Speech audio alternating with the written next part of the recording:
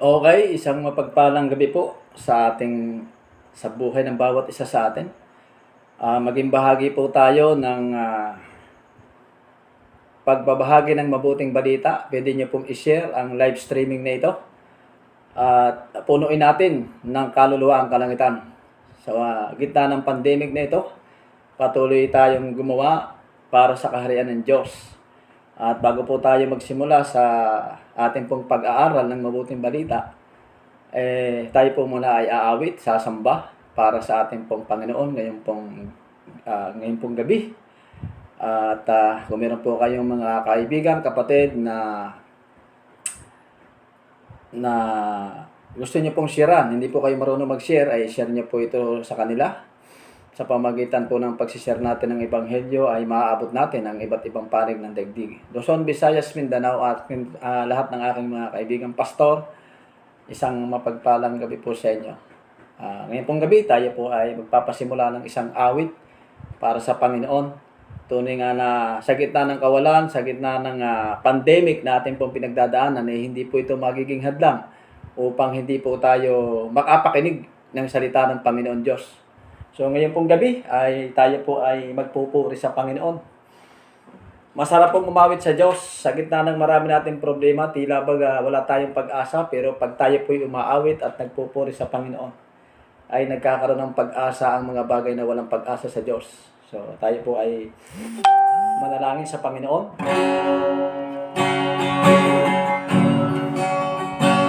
Oh, hallelujah, Jesus. Purihin ka, Panginoon, ngayong gabi, O Diyos. Salamat, Panginoon, sa iyong binigay na buhay, kagalak at kasiyahan. Dalangin namin na naman po nakita mo sa aming buhay, kasalanan, sinasadya man ito o hindi, ay humihingi po kami ng tawad, O Diyos. At maging karapat-dapat kami, makarating kami sa iyong banal na trono, Panginoon. At ang lahat ng makakapanood ng live streaming na ito, muli mong ipukawin ang puso ng bawat isa sa amin, Panginoon God. Ang mensahe hindi lang para sa kanila, kundi ganoon din sa iyong mga lingkod at ng Diyos. Oh, hallelujah, Jesus. Purihin ka, Panginoon, O Diyos. Oh, glorify your name, Jesus, my Lord, my God. Hallelujah. Oh, hallelujah, Jesus. Salamat, Panginoon. Ingatan niyo po ang mga nagbibiyahe sa oras na ito. Lord, patuloy nga kung ikaw mag-iingat, O Diyos, sa iyong mga anak, O God, saan man sila naroon sa kanilang tahanan, nagbibiyahe man sila o hindi, Panginoon, ay patuloy kang gumawa at kumilos sa kanilang mga buhay, O God. Hallelujah, Jesus. Oh, purihin ka, Panginoon. Hallelujah. Tunay nga ikaw ay dakila sa gitna ng kawalan. Ikaw ay gagawa ng dakilang bagay, Panginoon. God. Hallelujah, Jesus.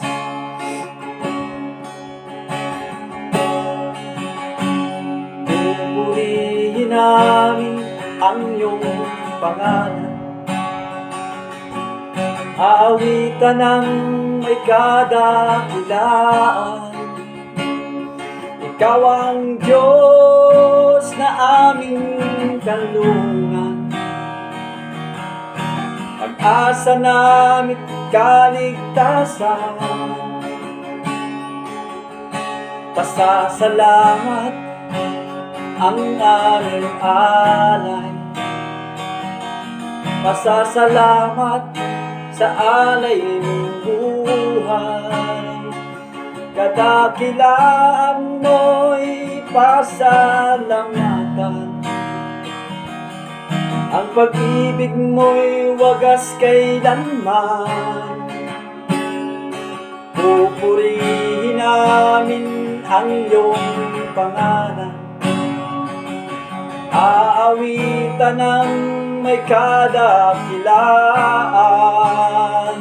Ikaw ang Diyos na aming kanlungan, pag-asa namin kaligtasan. Pasasalamat ang aming alay, pasasalamat sa alay ng buhay. Kadakilaan mo'y pasalamatan, ang pag-ibig mo'y wagas kailanman. Sa iyo'y alay aming buhay. Ikaw ang Diyos na aming gabay. Sa dalangin aawitin ang kadakilaan mo sa amin. Isang pa, pupurihin namin ang iyong pangalan. Aawitan ng may kadakilaan.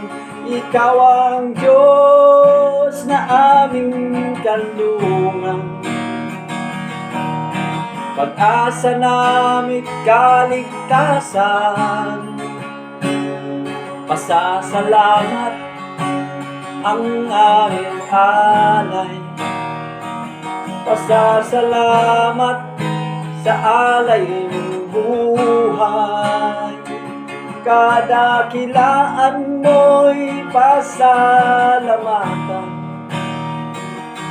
ang pag-ibig mo'y wagas kailanman. Sa'yo'y alay aming buhay. Ikaw ang Diyos na aming gabay. Sa dalangin aawitin ang kadakilaan mo sa amin. Sa'yo'y alay aming buhay. Ikaw ang Diyos na aming gabay. Sa dalangin aawitin ang kadakilaan mo sa amin. Ang kadakilaan mo sa amin. Ang kadakilaan mo sa amin.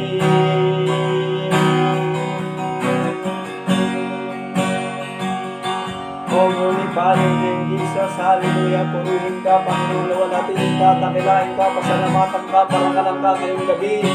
O glorify your name, Jesus, hallelujah, purihin ka, Panginoon, O God, Jesus. O salamat po, Panginoon, sa gitna ng aming pagkukulang, sa gitna ng aming kasalanan, kami po ay malayang makalapit sa iyo, Panginoon. Loobin niyo po na pungawin ang puso ng bawat isa, O Diyos, dalangin namin, Panginoon. Lord, tulungan niyo po kami sa gitna ng aming pinagdaraanan, magawa ka pa rin aming awitan, magawa ka pa rin aming sambahin, magawa ka pa rin aming mapapurihan, magawa ka pa rin aming maparangalan, Panginoon, sapagkat ikaw ay dakila, Panginoon, sa lahat ng bagay, O Diyos. Oh, glorify your name, Jesus. Hallelujah, Jesus. Hallelujah, Jesus. Lord, salamat po, Panginoon. Kami nakakaawit, kami nakakapagpuri, kami nakakasamba. Salamat, wala kami sa ospital, Panginoon. Salamat po, Diyos.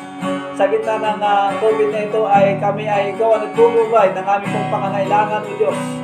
Oh, glory to God, Jesus. Hallelujah. Sa iyo'y alay aming buhay. Ikaw ang Diyos na aming gamay. Sa dalangin aawitin ang kadakilaan mo sa amin. Ang kadakilaan mo sa amin. Ang kadakilaan mo sa amin.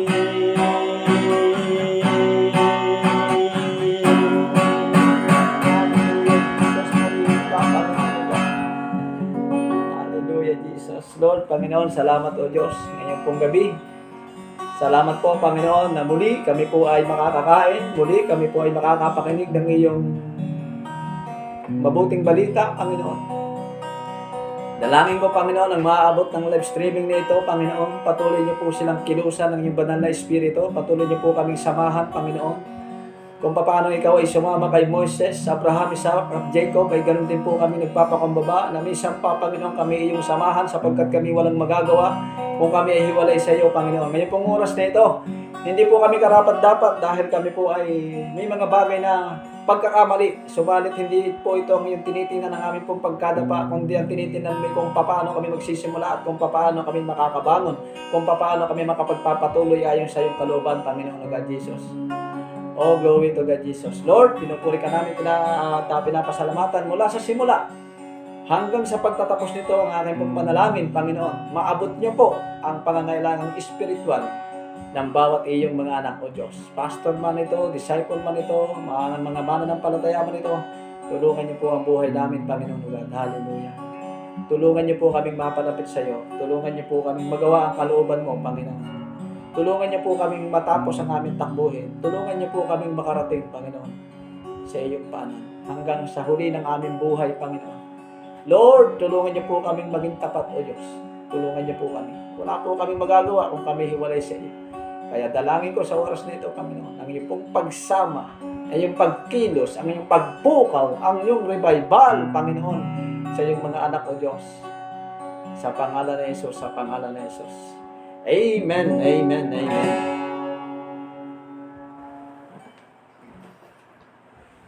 Hallelujah. Lord, ngayon pong gabi, sa ilan pong announcement, linggo po ng alas 7:30 muli ng gabi, ay meron tayong live streaming sa ating pong church. Salamat muli sa aking pastor, Pastor Bal Serico, sa kanyang buong pamilya. Patuloy po nating isama sa panalangin. Salamat sa Alliance Church na ginagamit ng Panginoon dito sa lugar na ito. Salamat sa mga pastor, kay Pastor Mario, Pastor Plandi, lahat ng nasasakop ng fellowship na ito. At ganoon din sa mga pastor ng iba't ibang fellowship na patuloy na nagpipray sa mga kapwa manggagawa. Maraming salamat po sa inyo. Sa ganun din sa aking pamilya sa lugar ng Tacloban, patuloy kayong manalangin, Sister May. Ganun din sa aking mga anak. At masundo na kayo dyan. At amin ding isama niya rin po sa panalangin ang bawat mga kapatiran. Bukas po ng umaga, alas 5 ng umaga, ay gaya ng lagi po natin ginagawa, ay kami po ay gigising upang manalangin uli sa lahat ng mga kapatiran. Kung meron po kayong prayer request, ay pwede nyo i-comment dyan sa baba o message nyo lang po ako at para maipag-pray po natin bukas ng umaga sa lahat po ng merong prayer request. At ano pa ba? Patuloy nating ipanalangin ang ating bansa na ating ginagalawan. Marami po tayong dapat ipag-pray, kaya kailangan po lahat talaga natin ng prayer. Sa gitna ng ating pong pandemic na ito, ay nag-iisip tayo papaano tayo makakakilos na tayo ay sasamahan ng Diyos. Papaano tayo makagagalaw sapagkat ang ating galaw ay limitado lamang dahil sa pandemic. At salamat din sa lahat ng pastor sa lugar ng Samar at Leyte. Ganon din sa mga nasa Cebu. Pagpalain kayo ng Diyos, mga kaibigan nating pastor. At sa mga nakilala nating pastor dyan sa Davao hanggang Mindanao. Hallelujah. Hindi nyo man ako mapanood ngayon, ay patuloy ko po kayong ipinagpipray. At ganon din sa mga hindi ko nabanggit, patuloy po tayong magpanalanginan. At tanong ko po, ako'y naniniwala na malaki ang nagagawa ng panalangin, lalo higit ang salita ng Panginoon. Gaya po na sinabi ko kanina, kung kayo po ay hindi marunong magbahagi ng mabuting balita, pero gusto niyo pong i-share ang live streaming na ito, ay mas maganda po yun para mapuno natin ng kaluluwa ang kalangitan.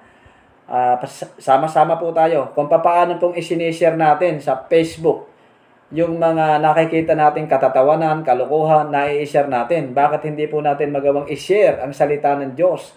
Nang salita ng Diyos na ito ay hindi babalik ng walang kabuluhan. Anong malay mo isang araw, ang pamilya mo pala, i-share mo ang pangangaral na ito. Sila'y nahamon at sila ay yung iba'y naging pastor at yung iba'y nakakilala sa Diyos. So, di sila'y na born again pa. Kaya wag po kayong mahihiyang i-share ang salita ng Panginoon sapagkat ang sabi ng Biblia, ang kanyang salita ay hindi babalik ng walang kabuluhan. So, ganun pa man, salamat po muli sa lahat ng mananampalataya, pastor, disciple na makakapanood ng live streaming na ito. Marahil kayo po ay busy pa sa oras na ito. Sa mga susunod na araw, ang panalangin ko po, kayo ay aking makasama. Hindi lamang po ito para sa aming fellowship, kundi para sa lahat ng ating pong mga kaibigan. Ano man ang iyong religion ngayong gabi, nire-respeto po namin ang inyong iba't ibang denominasyon. Ganon din po ang iba't ibang fellowship. Actually, magtulungan po tayo. Hindi po ito sa pangalan ng fellowship. Magtulungan tayo papaano natin maiikalat ang mabuting balita ng Panginoon Diyos. So, yun lamang po. Ano pa ba? Kung meron pa po akong nalimutan, siguro mamaya na lang po akin pong ibabahagi ang bagay na nalimutan natin. So, muli, ngayong pong gabi, ay dadako na tayo sa salita ng Panginoon. Ngayong gabi. Pag-aaralan po natin ngayong gabi, ito'y pangkaraniwan na po nating naririnig, ang mga pangangaral na ito at ang mga ating pong binabasa. Pero sabi ni Peter ay, bagamat alam na ninyo ang katotohanan, ay muli ko kayong papaalalahanan. Ibig sabihin, mahalaga na tayo pinapaalalahanan ng Diyos ng salita ng Panginoon. So, ngayon pong gabi, pag-aralan po natin yung buhay ni Moises. Inuulit ko po, hindi po ako nag-live na ito dahil sabi nga, ang iba ay ginaganahan lamang kapag marami ang nanonood. Tayo po ay ginaganahan lagi. May tao man yan wala. Lagi natin pong tatandaan, ang kauna-unahan nating audience ay walang iba kundi ang Panginoon Diyos. Tinitingnan ng Diyos kung paano ang ating puso, kung paano ang ating pagtuturo sa gitna ng ating pagla-live streaming.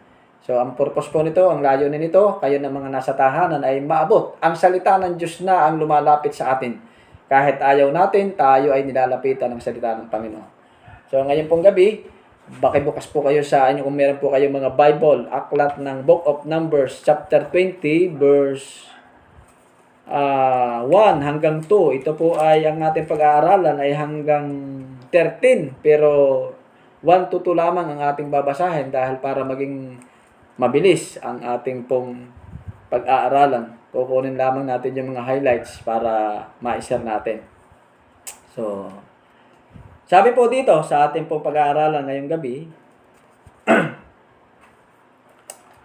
sa inyo pong Bible, Aklat ng Bilang, kung ang inyo pong Bible ay Tagalog, Aklat ng Bilang, Kapitulo 20, talatang 1 hanggang 2. Sabi po dito, nang unang buwan, ang mga Israelita ay nakarating sa ilang ng Sin at tumigil sila sa Kadis.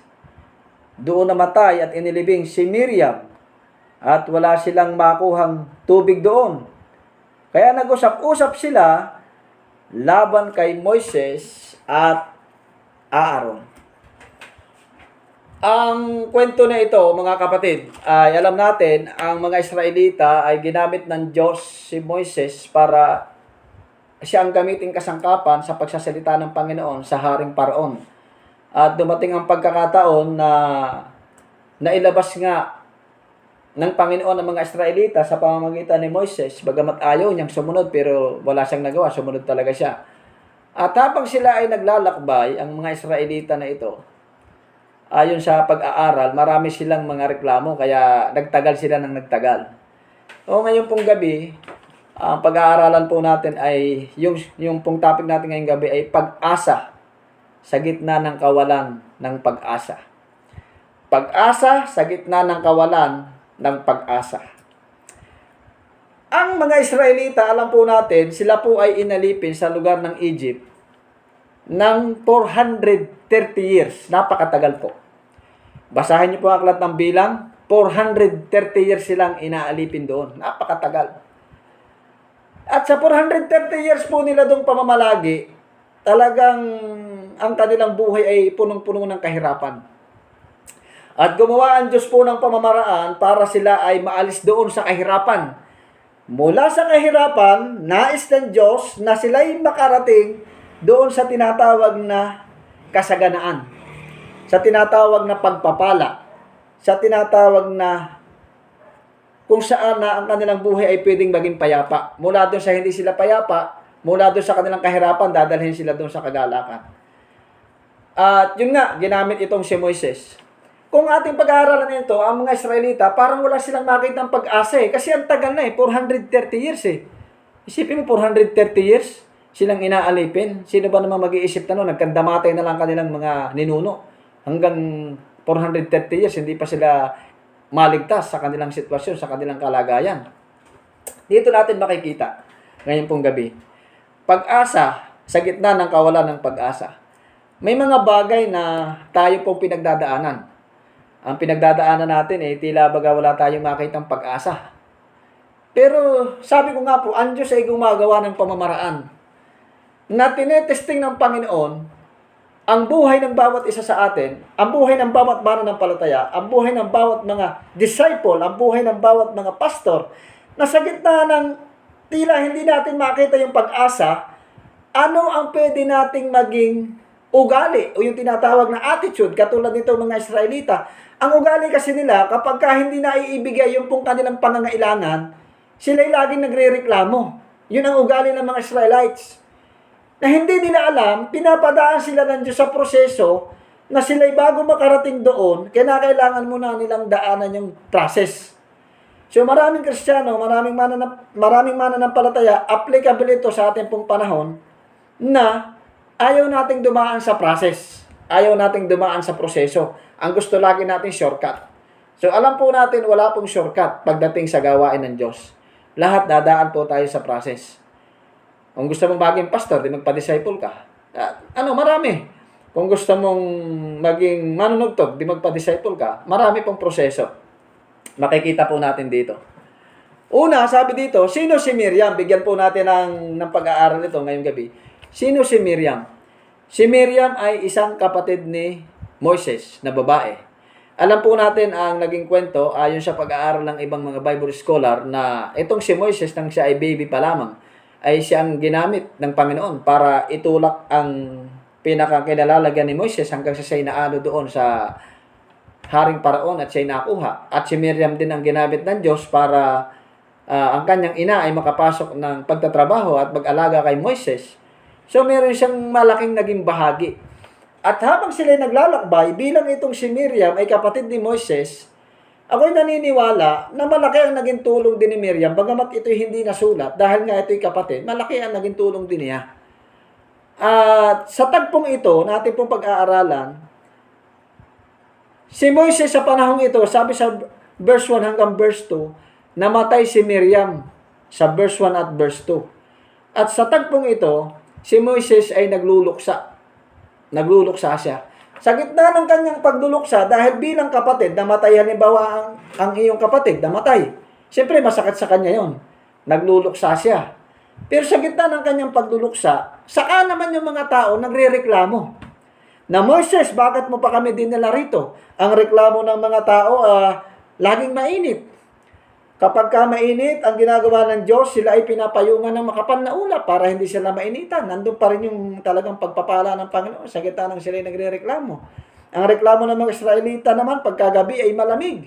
Ang ginagawa ng Panginoon, nagpapadala ng haliging apoy para sila ay medyo mainitan. Walang tubig. Yun ang kanilang reklamo. Binigyan sila ng tubig. Nang sila ay bigyan ng tubig, nagreklamo ulit sila dahil ang tubig naman ay mapait. Hindi mainam ang tubig. At pagdating doon sa pagkain, gusto nilang makakain. Binigyan sila ng Diyos ng mana.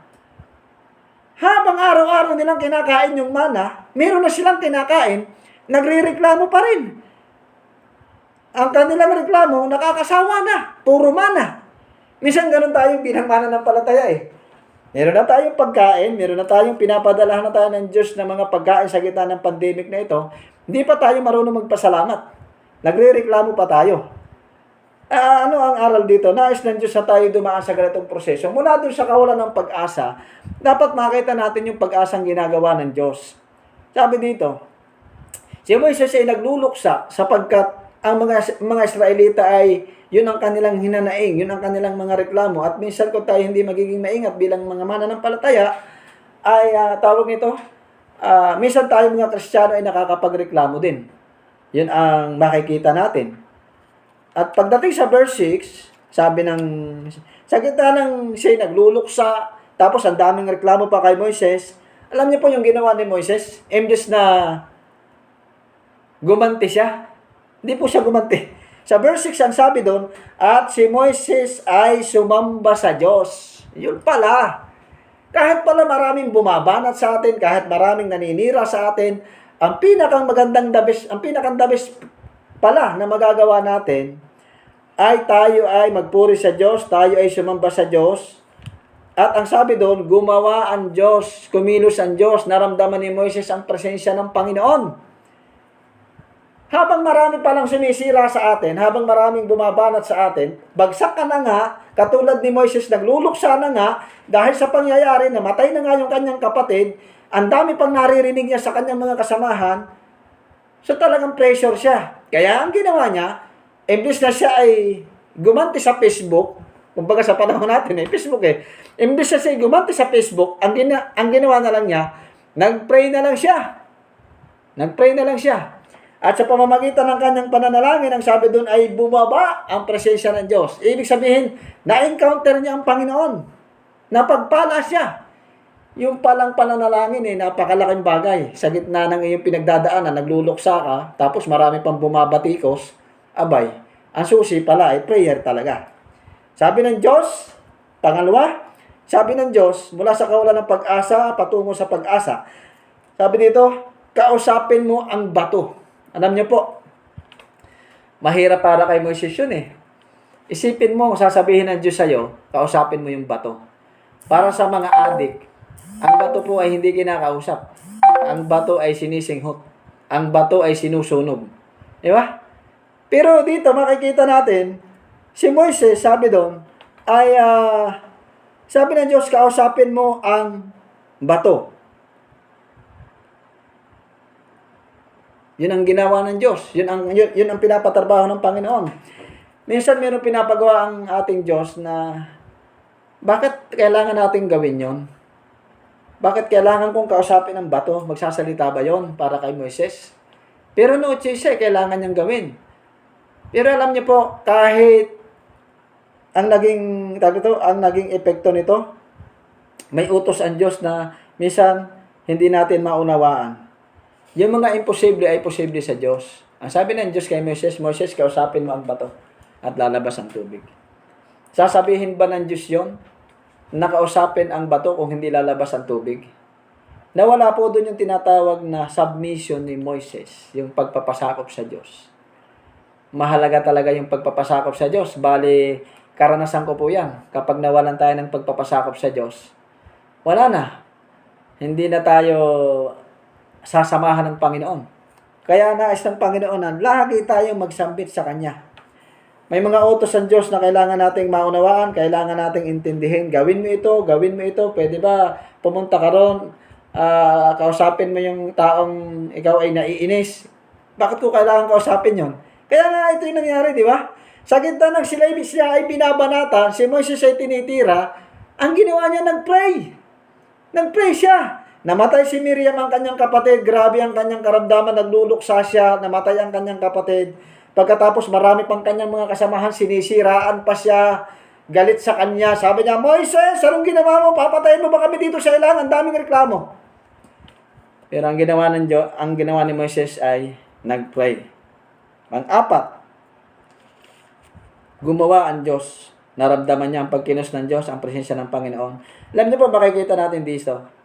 Si Moises, bago siya sumamba, naniniwala ako bilang tao. Naririndi siya. At sa kanyang pagkarindi siya ay nag-pray. Nagkaroon siya ng tinatawag na hatred, yung galit.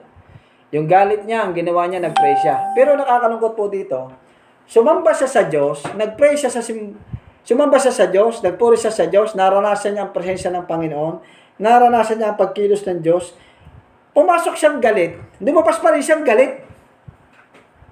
Pagkatapos niyang mag-pray, ang ginawa niya, paglabas niya, galit pa rin siya. Minsan nararanasan ng maraming mananampalataya yan kung hindi tayo magiging maingat, ganun din ng mga pastor. Nagsimba ka na, pumasok ka na ng simbahan, umiyak ka na, naranasan ng pagkilos ng Diyos, paglabas niya, galit pa rin siya. Pero ang maganda ron, naranasan niya ang pagkilos ng Diyos. Parang imposible ata yun No, naranasan mo yung pagkilos ng Diyos, samantalang galit ka. Anong aral dito? Sa gitna ng ating pinagdadaanan, sinasamahan pa rin tayo ng Panginoon at hindi tayo iniiwan. Malapit na po akong matapos. Napaka-importante na ating pinag-aaralan. Ang pagsamba ay nais ng Diyos ng bawat mananampalataya ay magkaroon ng pagbabago. Si Moises, naranasan niya ang pagkilos ng Diyos. Si Moises, pumasok siya ng pagsamba sa Diyos, pumasok siya sa pagpupuri sa Diyos, naranasan niya ang pagkilos ng Diyos, pero hindi siya nabago. Ilang kaya sa atin ang hanggang ngayon, bakbakan pa rin tayo. Hindi tayo mabago. Pero ang gusto po ng Panginoon ay mabago tayo. Katulad ni Moises, na lumabas siya ay pumasok, ay galit, lumabas pa rin ang galit. Pero nais ng Panginoon ay mawala ito sa bawat isa sa atin. Kausapin, ang naging epekto nito, kaya nga sabi doon, pinalo ni Moses ang bato at hindi siya nagpasakop. Pero maganda po doon, kahit hindi siya nagpasakop sa Panginoon, lumabas pa rin po yung tubig. Grabe, no? Kahit hindi siya nagpasakop, lumabas pa rin po yung tubig. Ibig sabihin, sa gitna ng hindi tayo nagpapasakop sa Diyos, may blessing pa rin. Bakit? Dahil gusto ng Diyos, makita natin yung pag-asa mula dun sa kawalan. Na meron pa tayong dapat asahan. Meron pa tayong dapat maranasan. Na nais ng Diyos na maranasan natin ang kanyang dakilang pagkilos sa bawat isa sa atin. Kahit tayo ay naghihirap, ang Diyos natin po ay hindi naghihirap. Mayaman pa rin pa po siyang nagbibigay sa atin kahit naghihirap po tayo. Ganun po ang Diyos. Kahit tayo ay lumalayo sa Diyos, ang Diyos na po ang lumalapit. Bakit ang Diyos ang lumalapit sa atin? Kaya nga mayroon po tayong live streaming eh. Hindi na tayo nakakadalo sa gawain. Dinadala na ng Diyos ang kanyang salita sa ating bahay. Di ba? Pagpapala po ng Diyos yun. Kahit tayo ay humihiwalay, inihihiwalay natin ang ating pong mga sarili, ang Diyos pa rin po ang lumalapit sa atin. Grabe! Hindi pa rin po ba natin makita yun? Ang dakilang nais ng Diyos gawin sa bawat isa sa atin. Kahit COVID na, ang Diyos ay gumagamit pa rin ng tao.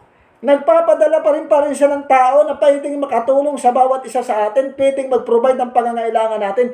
Kahit COVID na, gumagawa pa rin ang Diyos. Bakit? Para makita ng bawat mananampalataya, para makita ng bawat mga pastor, ang Diyos ay kumikilos, ang Diyos ay gumagawa. Amen! Nanais ng Diyos na dapat nating makita yun. Huwag natin laging makita yung COVID. Dahil yung COVID, lahat tayo dumadaan sa COVID na yan. Pero ang tanong, ano ang magiging attitude natin dyan sa COVID na yan? Mag-aalboruto ba tayo? Magwawala ba tayo? Hindi. Sumunod na lang tayo sa gobyerno.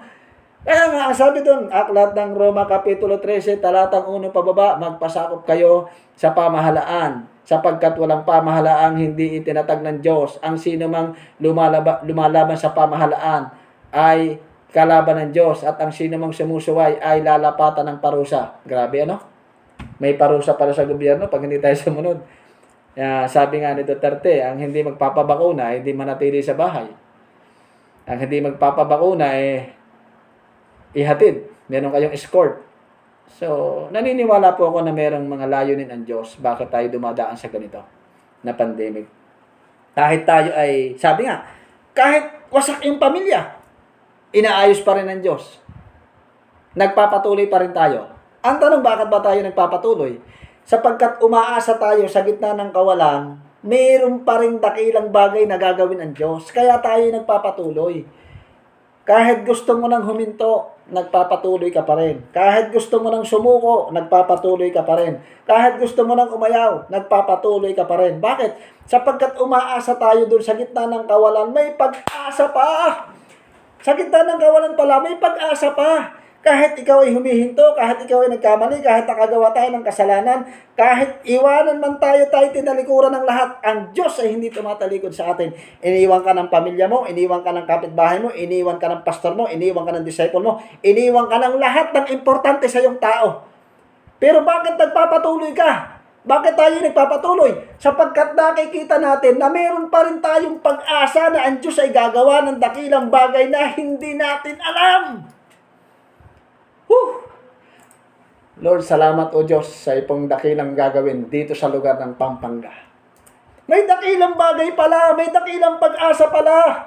Yung wasak na pamilya pala, pwede pa palang maayos. Paano ito maayos? Kailangan natin magpatuloy sa gawain ng Diyos. Kaya lahat ng pamilyang wasak, ang susi niyan, tayo ay laging kumapit sa Diyos. Sapagkat ang Diyos ang bubuo ng lahat ng winasak ng demonyo, ng lahat ng sinira ni Satanas, ng lahat ng inatake ng kaaway ng Diyos. Nais ng Diyos ang bawat isa sa atin ngayong pong gabi, lagi tayong umasa sa Panginoon na may dakilang layunin siya sa lahat ng mga bagay na mga pangyayari. Kahit inaayawan mo na, kahit tinatalikuran mo na, kahit gusto mo nang sumuko, pero nagpapatuloy tayo. Bakit? Sapagkat umaasa tayo na may pag-asa pa sa gitna ng walang pag-asa tayo nakikita. Grabe! Ganun po kabuti ang Panginoon. About family, matatapos na po ako. Ilan sa ating mga kapwa manggagawa, ilan sa ating kapwa pastor ang dumaan sa matinding pagsubok ng 20, hindi ko alam kung anong taon tayo dumaan.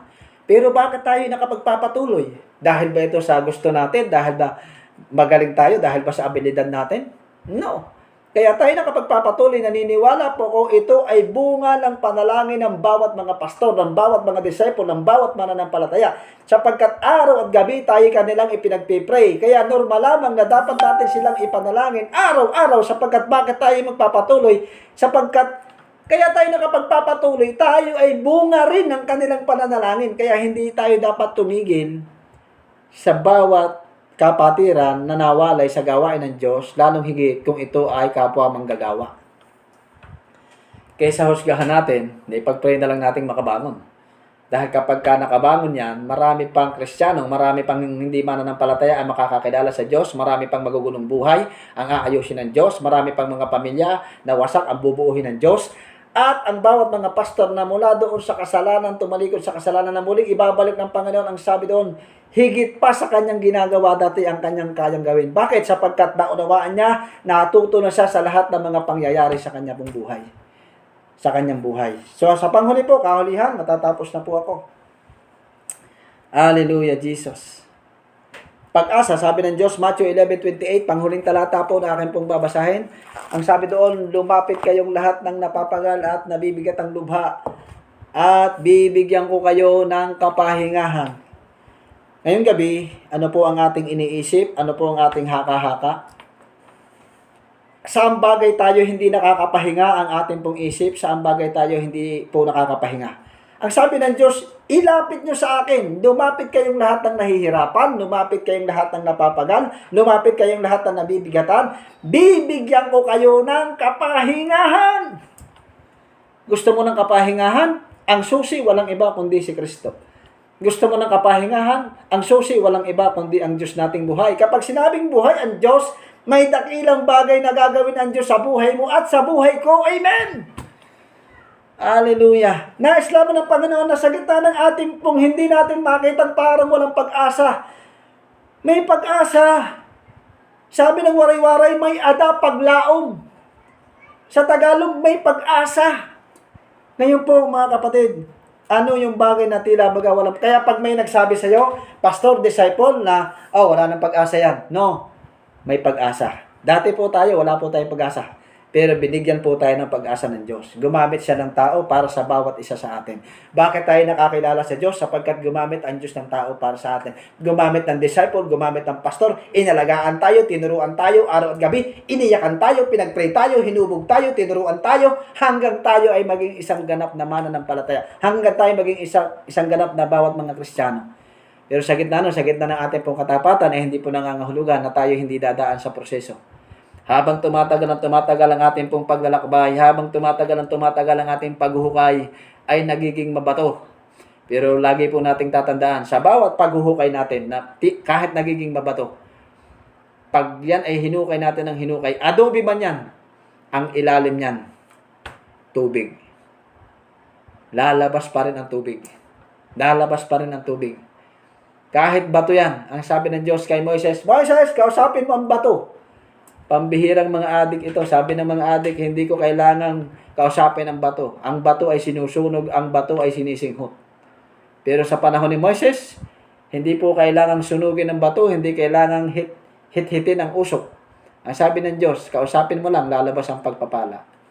Ang aral po dito sa mananampalataya, bilang pastor, kapag mayroon pong mananampalatayang matigas ang ulo, kapag mayroong mga mananampalatayang hindi sumusunod, kapag mayroong mga disciple na hindi po sumusunod, alam niyo po, ginagamit sila sa atin. Tayo po mga pastor, dapat nating maunawaan yan. Bakit ginagamit ng Diyos yung mga mananampalatayang nagpapasaway sa simbahan? Ang purpose po ay ito. Nakakatulong sila sa atin. Una, humahaba ang ating pong pasensya. Malaking bagay yun. Pangalawa, lumalawak po ang ating pong pangunawa kung hanggang kailan natin saan, kung hanggang saan at kung hanggang kailan natin sila kayang abutin, kung hanggang saan natin sila kayang unawain. Kung papaano tayo nagkakasala araw-araw, kailangan tayo ay makaunawa rin. So, nais po ng Panginoon ngayon pong gabi, naging matagumpay po ang gawain ng Diyos. Nakatawid sila mula sa kahirapan patungo doon sa promised land. Pinagpala sila ng Diyos. Bakit? Sapagkat nalampasan po nila ang proseso. Marahil ngayon pong gabi ay dumadaan ka sa proseso. Alam niyo po, kahit tayo ay hindi nagiging tapat, meron kang karamdaman, pinapagaling pa rin tayo ng Panginoon. Instant pinapagaling tayo ng Diyos. Pag pinag-pray ka ng pastor, pag ikaw ay nag-pray sa iyong anak, pag nag-pray ka sa iyong kamag-anak, sila'y gumagaling. Bakit? Sapagkat Sapagkat sa gitna ng ating pong pagkakamali na sila'y gumagaling, gustong ipakita ng Panginoon na nandun pa rin ang kanyang pagsama, nandun pa rin ang kanyang malawak na biyaya at habag na siya ay para makita natin sa gitna ng kawalan, ang Diyos ay laging tumutulong sa bawat isa sa atin. Ang Diyos ay matulungin kahit ayaw mong tumulong, ang Diyos ay tumutulong sa atin. So napakasarap na makita natin yung ginagawa ng Panginoon. Hallelujah. Napakasarap sa pakiramdam na makikita mong, uy, saan ba nanggagaling itong pagpapalang ito? Bakit ba sa gitna ng COVID na ito, meron pa rin akong mga customer. Sa gitna ng COVID na ito, meron pa rin mga nagpapadala sa akin. Sa gitna ng COVID na ito, may mga tao nakakaunawa pa rin sa atin. Dahil ba ito sa ating abilidad? Dahil ba ito sa ating galing? No. Ito ay dahil sa gustong ipakita ng Diyos. Kailangan makita natin ito ngayong gabi, mga kapatid. Kailangan makita natin yung hindi natin nakikita. Makita mo yung hindi mo nakikita na nandyan lang ang Diyos. Ang kailangan lamang natin lumapit. Tila baga iniisip mo, ang pamilya ko ay hindi na mabubuo. Ang pamilya ko ay ganito na lang ang aming pong buhay. No. Hanggat ang Diyos ay Diyos, hindi po magbabago ang kanyang pangako. Kung sinabi niya na iingatan kanya sa anumang uri ng karamdaman, anumang sitwasyon, anumang iyong kalagayan, iingatan ka ng Diyos. Kung sinabi ng Diyos na sasamahan ka niya kahit saan ka pumunta, kasama mo siya. Kung sinabi ng Diyos na pagagalingin ka niya. Ang kailangan lamang natin, lagi nating isipin, lagi nating kausapin, lagi nating intindihin, ang Diyos ay kasama natin. Kaya sabi ng Biblia, Aklat ng Roma, kung ang Diyos ay kasama natin, sino ang laban sa atin?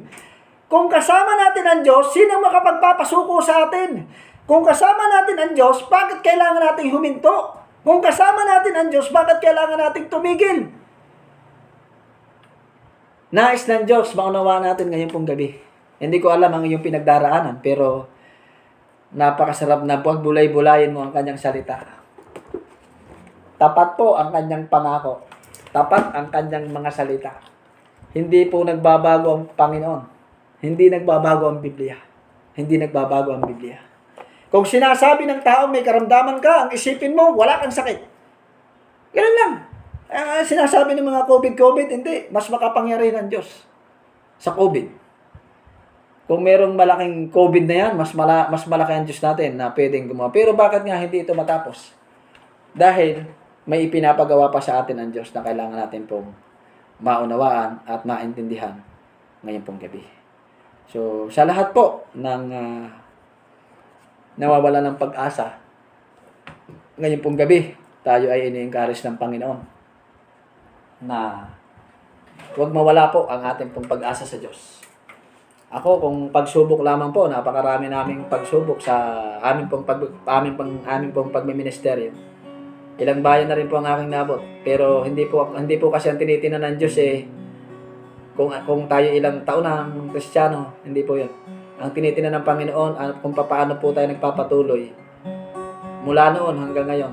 Ang tinitinan ng Panginoon paano natin tatapusin ang ating takbuhin na ating pinasimulan. Ang tinitinan ng Panginoon paano tayo maging tapat sa Kanya. Sa gitna ng COVID na ito, tayo ba'y nagiging tapat pa? Ang tinitinan ng Diyos, papaano ka babangon sa gitna ng iyong pagbagsak. Mayroong pag-asa, kapatid. May pag-asa. Ang tinitinan ng Diyos, paano tayo magpapagamit ng buhay muli. Marahil may nagsasabi sa ating wala ka ng pag-asa. Ngayong gabi, meron po tayong pag-asa sa Diyos. Kailangan lamang nating maging humble, pagpakumbaba sa Panginoon. Ang susi ng lahat ay pagpapakababa sa ating Diyos. Ang susi ng lahat ay dumapit sa Diyos. Ang susi ng lahat, ibigay natin sa Diyos ang lahat ng ating pong pangangailangan. Oh, glory to God, Jesus. Hallelujah, Jesus. Purihin ka, Panginoon, ngayong pong gabi, O Diyos. Salamat po sa mga kapatiran, Luzon, Visayas, Mindanao. Salamat po sa mga makakapanood ng live streaming nito. Salamat sa kanilang buhay. Salamat sa kanilang pagbibigay ng oras. Salamat sa kanilang pagbibigay ng panahon. At ang aking pong panalangin, ito ay maging pagpapala sa buhay ng bawat isa, Panginoon. At bukas po ng umaga, ang aming pong panalangin, Panginoon, ibalik niyo po ang kumpletong kalakasan namin upang kami ay makapagtrabaho sa aming pong mga pamilya, sa aming pong mga amo, Panginoon. Taglay po ang iyong biyaya at habag, O Diyos. Ito ay magagawa namin, O God. Lord, ang aming pong pagtulog, patuloy niyo po kaming ingatan, Panginoon, sapagkat marami ang natulog ang hindi na nagising, Panginoon. Hindi na nila nagawang paglingkuran ka, O Diyos. Oh, hallelujah, Jesus. Lord, salamat po. Pinupuri ka namin, pinapasalamatan sa oras na ito. Hallelujah. Tayo po umawit ng isa bago po tayo matapos. Tayo umawit ng isa sa Panginoon.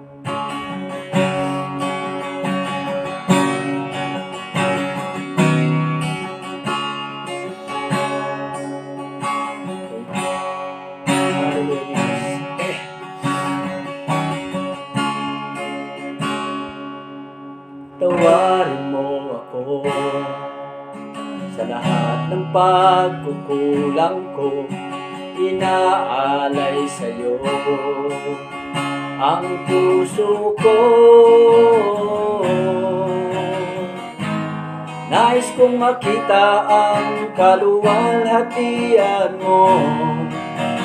Tanggapin mo, Panginoon, ang awit ko sa'yo. Tunay na pagsamba, tunay na pagpapakumbaba. Dalhin mo, Panginoon, ang puso kong ito. Sa lahat ng nais ko, lahat ng pinakaibig ko. Panginoong Jesus, maghari ka.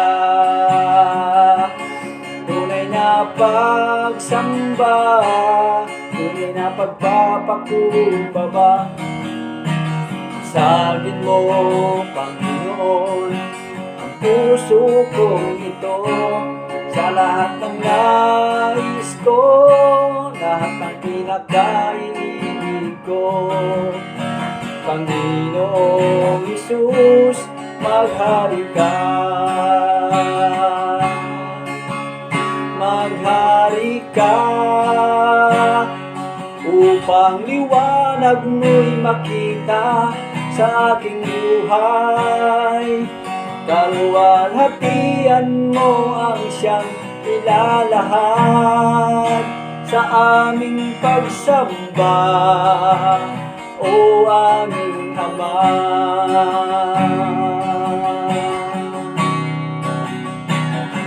Amen. Salamat po, Panginoon. Pinupuri ka namin, O Diyos. Pinapasalamatan ngayon pong gabi.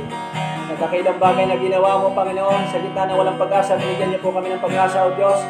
Lord, salamat po, Panginoon, ngayon pong gabi. Dapat kaluwalhati sambahin, O God. Lord, dalangin ko, Panginoon, tulungan niyo po ang bawat mga pamilya, O Diyos, ng iyong pong mga anak. Sa buhay ng pamilya Galanza, pamilya Salvador, Panginoon, pamilya Villamor, pamilya Jerez, pamilya Serico, Panginoon, O God, pamilya Chua, O God, pamilya Monteberhen, Panginoon. Lord, sino man mga kapatiran, sino mga kapwa ko manggagawa, hindi ko nabanggit ngayon pong gabi, dalangin ko, patuloy mo silang ingatan. Ang pamilya Ladepe, Panginoon, O Diyos, sa lugar ng Samar, God, pamilya Kabirik, Panginoon, O God, Jesus, pamilya, Panginoon, ni Pastor Albert Amante, O Diyos, pamilya John Haddock, O God, pamilya ni Ron Mariano, Panginoon, Lord, pamilya ni Pastor Mario, Pastor Plante, Panginoon, O God, Jesus, purihin ka, Panginoon. Pinupuri ka namin, O Diyos, pinapasalamatan ngayong pong gabi. Ganun din ang aking pong pamilya sa lugar ng Tacloban. Alipin mo sila na yung banal na Espiritu. Bigyan mo ng pag-asa, Panginoon, O God, ang bawat iyong mga anak, O Diyos. At dalangin ko, Panginoon, bukas, O God, ibalik mo ng kompleto ang aming kalakasan, Panginoon. Nilayo mo kami sa anumang karamdaman, dakilang Diyos. O God, hallelujah. Ikaw ang magpala, ikaw ang abot ng bawat mga biyaya. In the name of Jesus, in the name of Jesus. Sa pangalan ni Jesus, sa pangalan ni Jesus.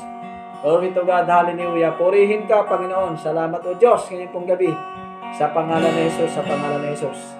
Amen, amen, amen. Hallelujah, Jesus. So mga kapatid, maraming salamat po sa inyo, sa inyo pong panonood. At bukas po ng umaga, meron po kayong mga nais ipag-pray bukas ng umaga, i-comment nyo lang po sa baba at pagsasama-samahin ko po yan. Bukas ng umaga, akan babasahin po yan hanggang mamayang madaling araw. At kung ano po ang inyong prayer request, ay pagpe-pray po namin kami pong mga pastor. Si Pastor Bal ay hindi nakakapunta dito, pero nagpe-pray po siya doon sa kanilang tahanan din. So, isang mapagpalang gabi po. Nawa po ay nakatulong sa bawat isa sa atin ang aming pong binahagi ngayon pong gabi. Sa Sunday po ulit ng gabi at linggo ng umaga ay si Pastor Bal po ang mangangaral. Ang pagsama ng Diyos, pagkilos ng Diyos at ang pabor ng Diyos ay laging sumaatin. God bless po. Isang mapagpalang gabi. Amen. Amen. Amen.